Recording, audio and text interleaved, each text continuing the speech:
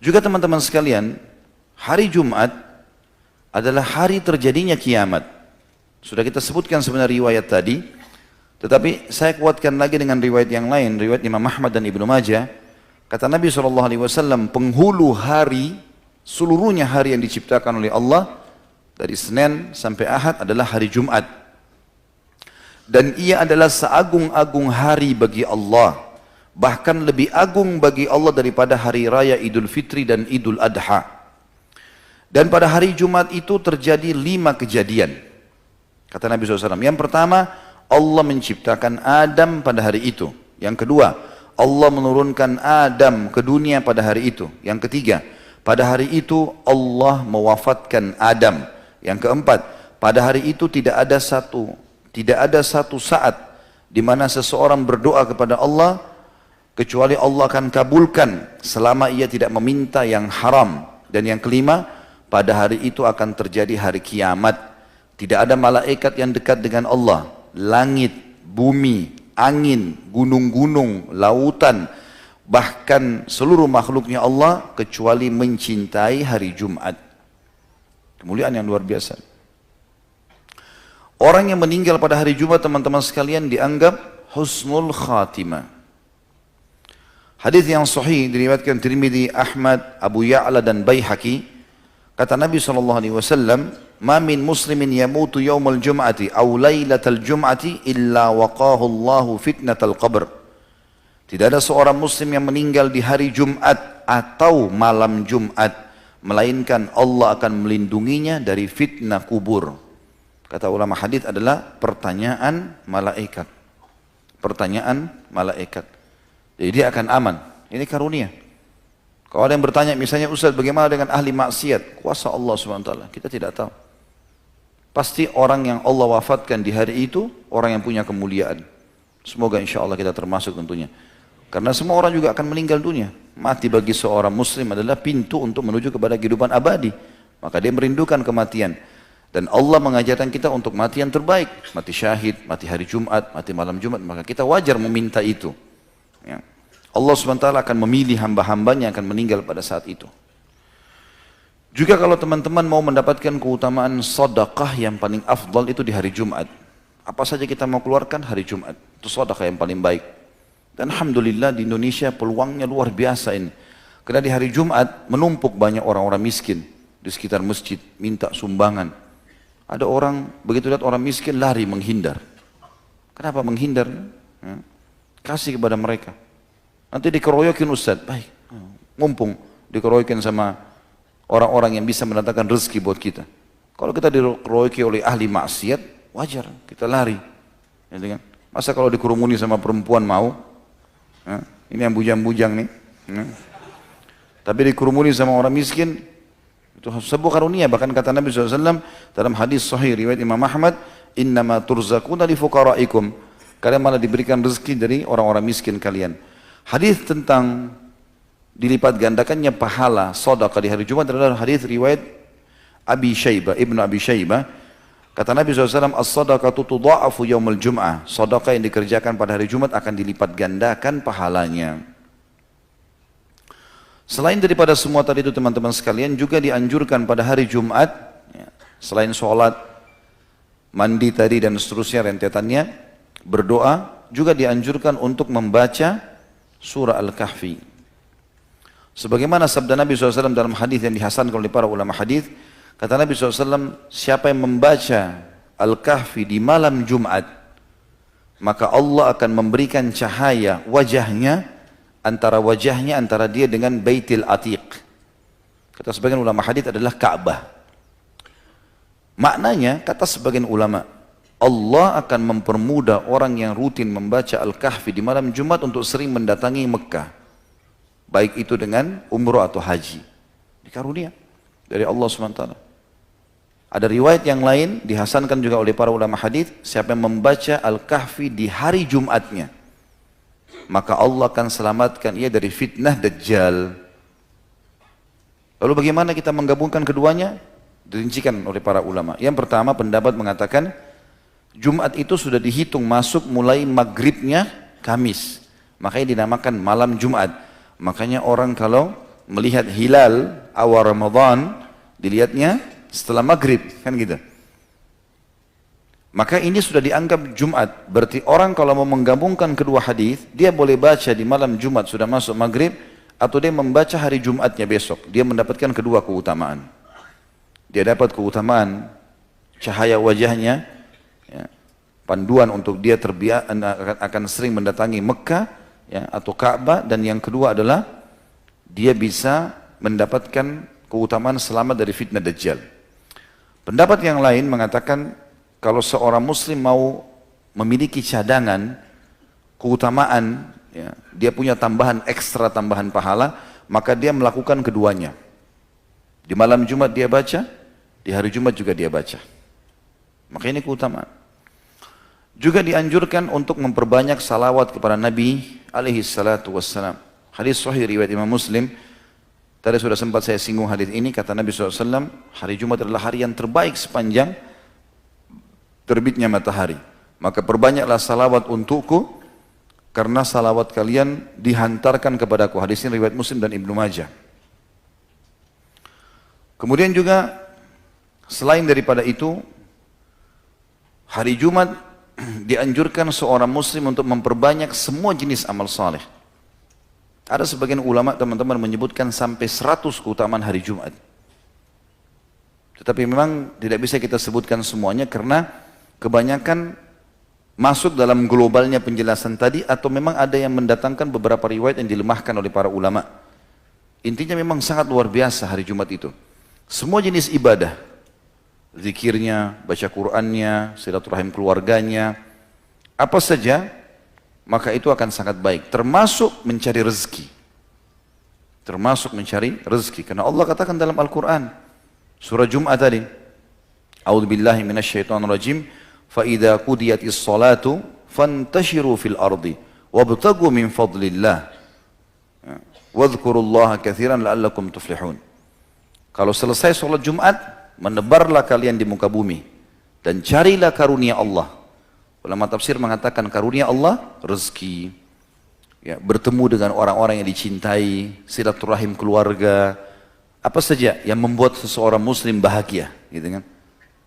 Menyebarlah di muka bumi, carilah karunianya, dan berzikirlah dengan Allah dengan zikir yang banyak. Maknanya, jalankan, aplikasikan semua perintah agama pada saat itu. Jauhi semua pelanggaran, agar kalian beruntung. Itu kata Allah subhanahu wa ta'ala. Ini karunia yang sangat besar teman-teman sekalian. Ya. Tentu ini yang terlintas di benak saya sekarang. Tentu kalau ada teman-teman juga yang sudah membaca atau punya informasi yang lebih daripada itu, insya Allah itu akan melengkapkan keutamaan Jumat. Tapi kesimpulan, Jumat punya keutamaan yang sangat besar. Yang dibahas oleh Imam Az-Zahabi rahimahullah di sini adalah meninggalkan sholat Jumat. Artinya tidak ada uzurnya, hanya untuk sholat duhur. Tadi sudah kita sebutkan hadis wajib kecuali pada 4 orang, ada riwayat lain ditambah dengan 1. Hamba sahaya tidak wajib, gugur baginya, hukumnya sunnah. Wanita hukumnya sunnah. Boleh wanita hadir Jumat? Boleh. Boleh, tapi tidak wajib. Dan dianjurkan oleh para ulama untuk tidak hadir kalau tempat sholatnya muslim laki-laki sempit. Nggak boleh perempuan hadir. Karena bagi mereka sunnah, bagi laki-laki wajib. Kalau tempatnya luas, seperti kasus Masjid Haram Mekah, Masjid Nabawi di Madinah, memang luas, bisa menampung. Dan itu kata ulama boleh-boleh saja. Makanya di Masjid Nabawi, musallah wanita di belakang masjid sisi kanan dan sisi kiri, itu biar hari Jumat tidak dipakai oleh laki-laki. Karena masih memadai, gitu kan? Apalagi nanti Masjid Nabawi akan diluaskan sekitar 4-5 kali lipat ke depannya. Maka jauh lebih besar lagi. Masjid Haram Mekah juga begitu. Biasanya di basement itu, di bagian bawah, itu dipakai untuk semua wanita di masjid. Ditutup kalau hari Jumat. Untuk wanita boleh masuk, laki-laki tidak boleh. Laki-laki di atas, gitu kan. Maka ini lain. Selain punya keutamaan masjid, juga keluasan tempat. Tapi kalau sempit, maka dianjurkan perempuan tidak hadir. Lebih afdal mereka sholat Jumat, sholat duhur. Yang ketiga, anak kecil. Artinya boleh seseorang dan kita mengajak anaknya hari Jumat, kalau memang dia mau ajak. Misal pas hari Jumat, hari libur kantor, dia ingin bawa anaknya, tidak ada masalah. Tetapi lebih afdal untuk tidak, walaupun boleh. Ya, karena anak-anak dikhawatirkan mengambil saf. Orang dewasa yang memang dasarnya wajib bagi mereka. Kemudian sakit. Penyakit apapun yang menghalangi seseorang untuk keluar rumahnya, maka boleh dia untuk tidak hadir. Sakit perut, ya, atau apa saja penyakit, mungkin dia dioperasi, mungkin segala macam, ini gugur, dia ganti dengan Jumat. Dan di riwayat lain menjelaskan tadi musafir. Nabi SAW kalau sedang safar, maka beliau mengganti Jumatnya dengan duhur, ya. Dan beliau menjamak antara duhur sama asar. Tinggal khilaf di antara ulama teman-teman sekalian, bolehkah musafir? Kalau dia lagi mau safar, dia dapat Jumat. Seperti sekarang di bandara-bandara kita pun ada, dilakukan Jumat. Kita mau safar, pesawatnya misalnya jam setengah 2. Jam setengah 1 Jumat. Mana lebih baik kita hadir Jumat atau kita duhur asar jamak nanti? Kalau Jumat di depan mata, lebih afdal Jumat, walaupun kita safar. Khilaf di antara ulama, apakah setelah sholat Jumat berjamaah bisa jamak dengan asar atau tidak? Maka pendapat pertama mengatakan tidak boleh dia jamak. Karena belum ada riwayat dari Nabi SAW, beliau pernah Jumat lalu dijamak dengan asar. Kalau beliau safar, beliau sholat duhur asar. Gitu kan. Pendapat kedua mengatakan boleh, nggak ada masalah. Karena Jumat sama duhur sama saja sebenarnya. Jumat sama duhur sama. Gitu kan. Dia musafir pun dia sholat Jumat 2 rakaat, dia sholat duhur 2 rakaat, Jumat pun 2 rakaat, maka tidak ada masalah. Boleh dia menjamak. Ini alhamdulillah selama ada khilaf di antara ulama dan mereka mengambil dari dalil yang jelas, maka boleh kita memilihnya. Dan Allah alam, kami cenderung dengan pendapat bolehnya menjamak antara Jumat dengan asar. Ya. Diangkat oleh beliau di sini Imam Adz-Dzahabi rahimahullah, hadis riwayat Imam Muslim dari Ibnu Mas'ud radhiyallahu anhu bahwa Nabi SAW bersabda kepada satu kaum yang tidak menghadiri sholat Jumat, laqad hamamtu an amura rajulan yusalli bin nas thumma uharrika ala rijalin yatakhallafuna 'anil jum'ati buyutahum. Sungguh aku berniat untuk memerintahkan seseorang laki-laki agar mengimami orang-orang sholat, kemudian aku keluar dan aku bakar rumah laki-laki yang meninggalkan sholat Jumat.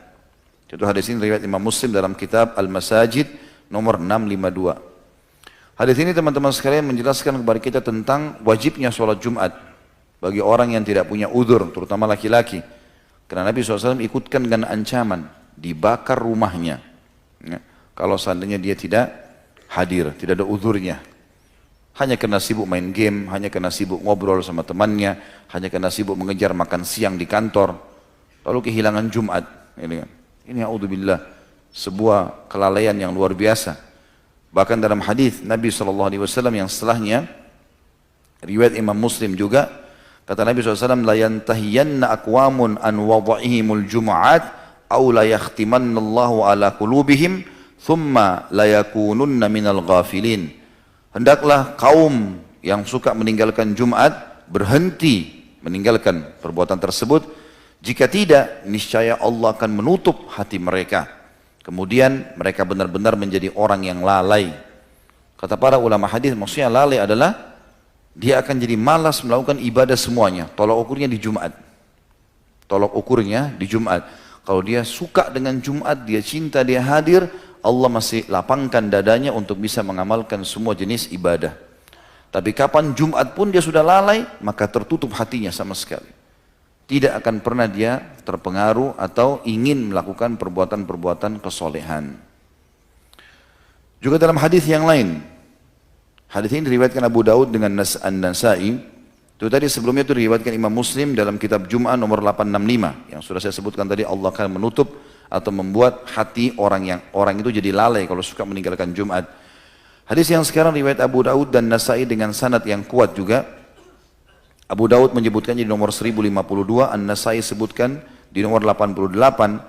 Kata Nabi SAW, man taraka thalatha jum'ain tahawunan taba'allahu ala qalbih.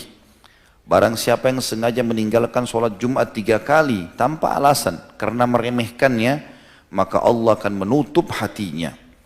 Makna menutup hatinya artinya sama sekali tidak ada keinginan untuk ibadah. Sebagian ulama hadis mengatakan 1 kali saja dia tinggalkan Jumat tanpa uzur, maka pasti Allah akan tanamkan kesedihan, kesumpekan, ya, kesempitan dada pada dirinya. Sampai dia bertaubat kepada Allah SWT. Walaupun dia sholat duhur. kecuali punya udzur syar'i, gitu ya. Sedangkan musafir saja atau orang-orang yang sakit saja kalau memang hatinya dekat dengan Allah pasti dia merasa kehilangan kalau dia tidak sholat Jumat, gitu kan. Dan subhanallah tidak ada orang yang menghadiri Jumat kecuali Allah malah sebaliknya lapangkan dadanya. Coba teman-teman kalau habis pulang Jumat, bukankah kita merasakan adalah kelapangan dada? Merasa ceria wajah kita. Tidak ada orang keluar Jumat lalu kita lihat sedih. Ceria, gembira, ngobrol yang baik-baik, semuanya jadi enak, gitu kan. Maka jangan sampai lalaikan ini teman-teman sekalian. Ya. Harusnya kita fokus. Kalau perlu, siapapun yang Allah subhanahu wa ta'ala berikan keutamaan bagi dia, misalnya dia punya perusahaan, dia punya apa saja ya, mungkin pekerjaan. Kalau ada liburan untuk orang yang pegawainya dia bisa kasihlah hari Jumat. Muliakan hari Jumat itu. Kalaupun tidak, maka hari Jumat berikan kesempatan mereka untuk menghadiri Jumat. Kita juga panen pahalanya. Kita juga panen pahalanya. Bagi teman-teman yang Allah karunia juga kelebihan rezeki, sedekah hari Jumat. Punya pegawai, berikan mereka makan gratis. Traktir teman-teman, ibadah. Itu keutamanya sangat besar sebagaimana sudah kita sebutkan tadi. Banyak sekali hadis yang berhubungan dengan masalah itu. Allahu a'lam. Semoga Allah SWT menjadikan kita yang orang selalu taat kepadanya dan juga menjadikan kita yang selalu menjaga ibadah-ibadah terutama Jumat pada waktunya dan selalu mendapatkan ibadah yang diberikan pahala yang sempurna. Ya Allahu a'lam. Baik begitu saya teman-teman sekalian, semoga majelis kita diberkahi oleh Sang Pencipta Allah dan dijadikan sebagai tambahan amal kita pada hari kiamat. Semoga seluruh amal yang pernah kita kerjakan, yang sedang kita kerjakan dan yang akan kita kerjakan sampai menjelang ajal datang nanti diterima dengan pahala yang sempurna. Semoga seluruh dosa tidak terkecuali sekecil sampai sebesar apapun, sengaja tidak sengaja, samar ataupun nyata, kecil ataupun besar, diganti oleh Allah dengan kemahamurahannya menjadi pahala. Dan selalu kita doakan negeri tercinta Indonesia menjadi negara yang aman, tentram, damai. Semua rezekinya dibukakan oleh Allah subhanahu wa ta'ala dari seluruh penjuru negeri ini. Dan semua utang negara ini dilunasi dengan kemahamurahannya. Dan semoga umat Islam di bawah naungan ukhuwah Islamiyah, diangkat perselisihan di antara mereka, diberikan penghormatan satu sama yang lain, dan juga dalam ibadah mereka kembali kepada Al-Quran dan Sunnah. Dan siapapun yang menginginkan keburukan bagi Islam, bagi muslimin, bagi negara tercinta ini, dikembalikan tipu daya mereka kepada mereka sendiri. Dan semoga seluruh pemimpin negara ini diberikan hidayah oleh Allah untuk menjalankan tugas dan amanah mereka. Dan semoga saja seluruh warga Indonesia, muslim atau non-muslim, mendapatkan hak mereka. Dan semoga Indonesia menjadi contoh bagi negara-negara yang lain. Selalu kita doakan saudara kita di Palestina, di Syria, di Yaman, di Irak, di Myanmar, di Ahsa, dimanapun mereka berada sedang tertindas. Semoga Allah ikhlaskan niat mereka, terima para syuhada mereka, muliakan Islam di tangan mereka dan tangan kita semua. Dan semoga Allah partisipasikan kita bersama mereka di pahala, baik dengan doa, dengan harta, juga dengan jiwa kita. Dan semoga Allah dengan kemahamurahannya menyatukan kita semua di surga firdausnya tanpa hisab. Mana saya dari majelis ilmu yang mulia ini. Wassallallahu nabiyana Muhammadin walhamdulillahi rabbil alamin. Subhanakallahumma bihamdika asyhadu an la ilaha illa anta astaghfiruka wa atubu ilaik. Wassalamualaikum warahmatullahi wabarakatuh.